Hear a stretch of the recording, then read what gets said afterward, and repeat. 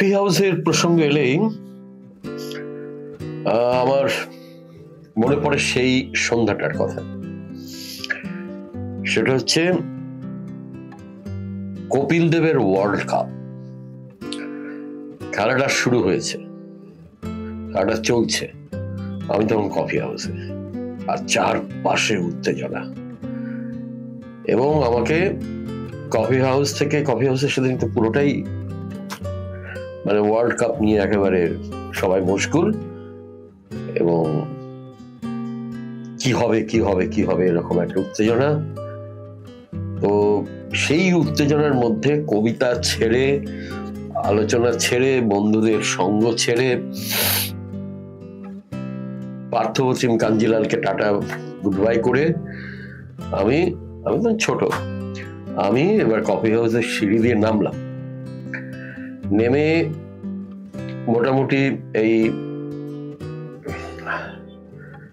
ওই দিক দিয়ে হাঁটতে শুরু করেছি, শিয়ালদায় যাবো, তখন আমি কৃষ্ণনগরে ফিরবো।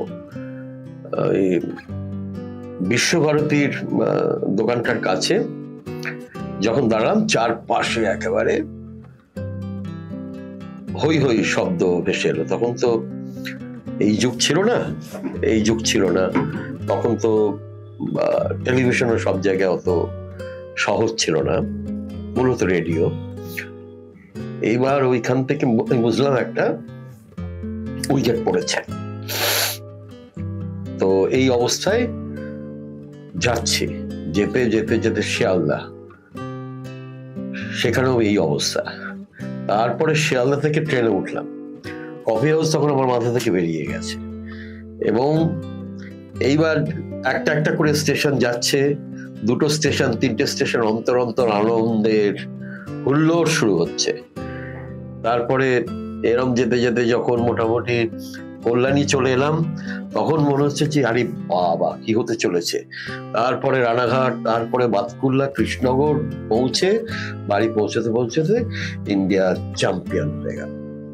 এই যে কফি হাউস থেকে আমি বাড়ি পৌঁছেছিলাম, এই সময়টার মধ্যে পুরো ইন্ডিয়া জিতে গেল এবং চ্যাম্পিয়ন হয়ে গেল।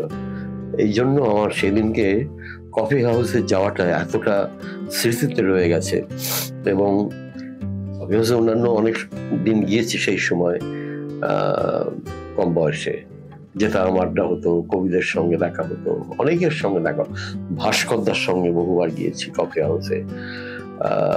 ভাস্করদার সঙ্গে সবচেয়ে বেশি, মানে কবি ভাস্কর চক্রবর্তীর সঙ্গে সবচেয়ে বেশি গিয়েছি। পার্থপ্রতিম কাঞ্জিলালের সঙ্গে সবচেয়ে বেশি আড্ডা দিয়েছি, আরো অনেকের সঙ্গে আড্ডা দিয়েছি, কিন্তু এদের কথা খুব বেশি করে মনে পড়ছে। দুজনই এখন আর আমাদের মধ্যে নেই, কিন্তু তাদের কবিতা আমাদের মধ্যে রয়ে গেছে। ঠিক যেরকম ভাবে সেদিন যা ঘটেছিল, সেদিন যা অসামান্য একটা সন্ধ্যা, একটা রাত কেটেছিল, এবং বাড়ি পৌঁছানোর পর আমরা সবাই চারপাশে যখন বাজি ফুটছে, সে কি আনন্দ।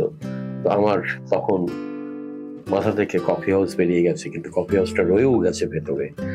কফি হাউসে না গেলে আমার ধারণা হয়েছিল ভাগ্যিস কফি হাউস গিয়েছিলাম, তাই জন্যই হয়তো ইন্ডিয়া সেদিন জিততে পেরেছিল। এটা হচ্ছে আমার কফি হাউসের একদিনের স্মৃতি। পরে আরো অন্যান্য অনেক দিনের স্মৃতি বা গল্প বলবো।